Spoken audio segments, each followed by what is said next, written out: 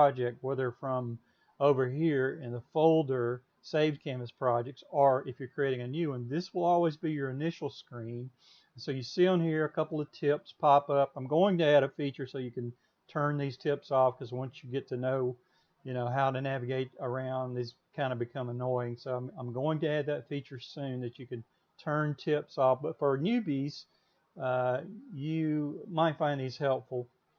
So anyway, let me explain here what we're seeing on the screen. The preview, of course, means that this is basically what our painting is going to look like once we reach the last step, and it has 7 stages. And I will sometimes confuse the word step and stages. A stage is kind of like a chapter. If you had a instruction guide, it would have perhaps chapters, and each chapter would have steps.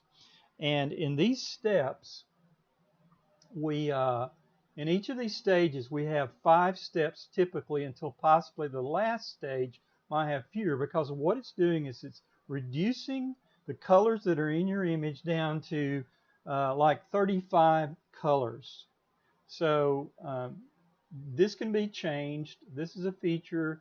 You have settings here where you can actually change the color slice, and you can increase this to 50 or 100 or whatever. Of course, it's going to make you have many steps, because as many colors as you choose determines the number of steps that you choose, and the number of steps divided by 5 basically gives you the stages that you're going to be painting in.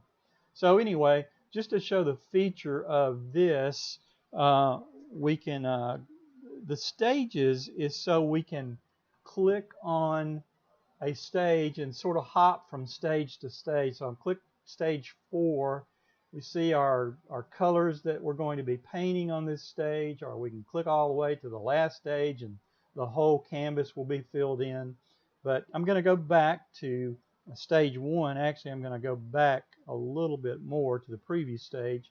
And then after the preview, the next step, and I need to add this to the stages menu, the next step is actually the step where, as it says here, we prepare the canvas by drawing a 2-inch grid using the T-square. The grid system is really at the core, in some ways, of Monet's cat. It's an ancient method that's been used by artists for centuries, and so I highly recommend it. The better you get at it, perhaps the less you'll need it, because you'll be able to see proportions and relationships. That's really what, in a way, drawing and painting is fundamentally about: relationships of images.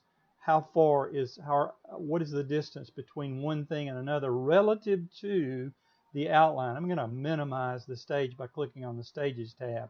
So another thing I want to show you here, though, is if you upload a picture or an image that's very busy, you might get a whole lot of sketchiness that you don't want to see. So you can go up here to this button. It says toggle sketch on and off. So I can actually toggle the sketch itself off, but it leaves us with a grayscale image in the back that still kind of provides us with some kind of visual cues and clues and hints at where things should be placed. So anyway, once we've gotten the grid drawn off, next part, of course, is to do a sketch. Try to do the sketch as accurately as you can. Don't overdo in terms of detail, but put in what you think is essential to the composition of the painting. And then we can move on to stage 1. Now, stage 1 here is our 5 most populous colors. That's what Monet's cat does. Another feature is that it takes you from the largest color masses down to the smaller detail. The last stage, stage 7 in this case, will have our finest detail. In fact, it might be so fine we can omit it. That's just something that it's in your judgment. And let me make this point here, that just in broad terms, Monet's cat is not a dictator. It's just a friend, a help. And so don't ever feel like you've got to do everything according to what you see on the screen. Have some freedom in terms of how you execute the painting. Okay, but let's look. The most populated mass of color in this particular painting is this color, and I'm going to click on it like the tip says, and you see what happens when you click on it. Then that color becomes isolated, separated from all the other colors that are in this particular stage. Also, we're given a suggestion as to how we might mix this color. Of course, really, it says half cadmium red light and half cadmium red light. Obviously, that means cadmium red light. But maybe it suggests to us that we need more than just a little bit of cadmium red light to be able to paint all of this on the canvas, on your physical canvas. Okay, the next thing that I would point out while we're here, and that is that you can click on any square in it, and it is a 2 by 2 inch square. Of course, if you've done your grid correctly on your physical real canvas, your 9 by 12 canvas, then you can enlarge any square so that you can better see the detail that goes in that particular part of the grid.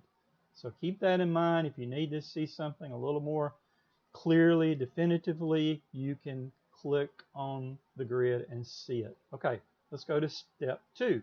Okay, step 2, much the same thing. You're getting the idea, I'm sure.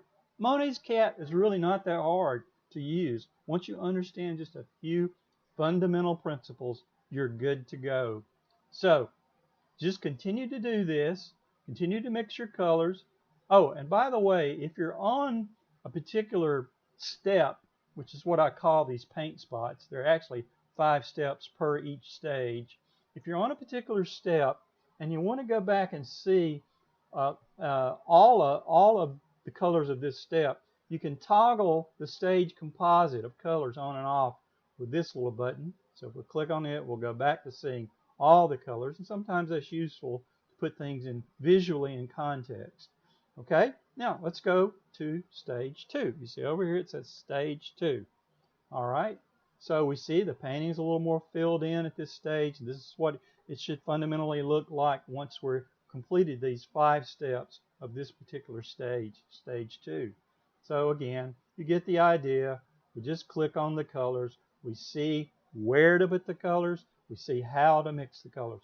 The 2 greatest secrets, and they're really not secrets, but the 2 greatest principles of painting are putting the right color mix in the right place. And that's what Monet's cat fundamentally addresses and helps you to do. Okay? So we'll go on through the stages 4, 5, 6, and then finally 7. We've reached the final stage and we have a completed painting. But what if we want to see on any stage, we want to turn the grid off? We can come up here and click the grid button and it will remove the grid for us. Or maybe we even don't want to see the background color. What Monet's cat does is it gives you an average complementary color of your picture to kind of just make things a little more pleasant, give you ideas about what it would look like on in a particular frame or mat or wall color. But anyway, this is where you turn that on and off, and here is where you turn the sketch on and off, and here is where you turn the grid on and off. Clicking on it, we can enlarge. Okay, 2 more features here I want to show you and we'll be done. This little camera, as it says toggle side-by-side view of original photo, if you click it, you get to see what is on the screen here. You get to see side-by-side the original photo and the execution of the photo as Monet's cat has provided it for you. Sometimes you just want to go back and look at the original to get a better idea. Maybe there's a little detail that was sort of omitted here that you want to include, or a color, a value of a color, etc. This always lets you do that, and then you can toggle it back off and go back to the original screen. Last but not least, you're through with your lesson. You've enjoyed it. You want to share it with other people. Well, if you click on this share link and you copy this URL, this address, and you paste it into Facebook, for instance, if you're doing a post, you can paste it there. You may have to adjust what pictures it suggests for you.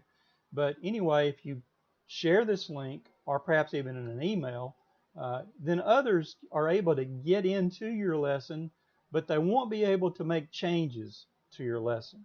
That's very important. They won't be able to go over to the settings and change what the color slice is or anything, or the palette that you're using, etc. They'll just be able to view the lesson, but they'll be able to actually use it to go step by step and to do the lesson for themselves.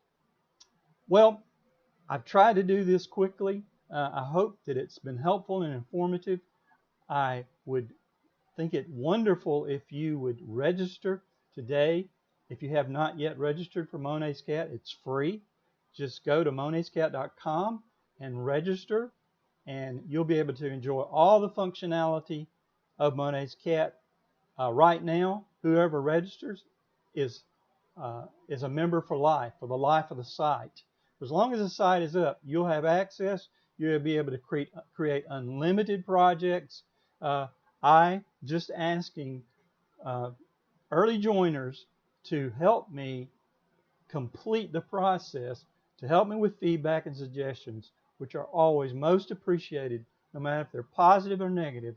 I take them to heart. So thank you again for watching, and I hope you find Monet's Cat as much fun and as much help as I do. Thanks, and goodbye.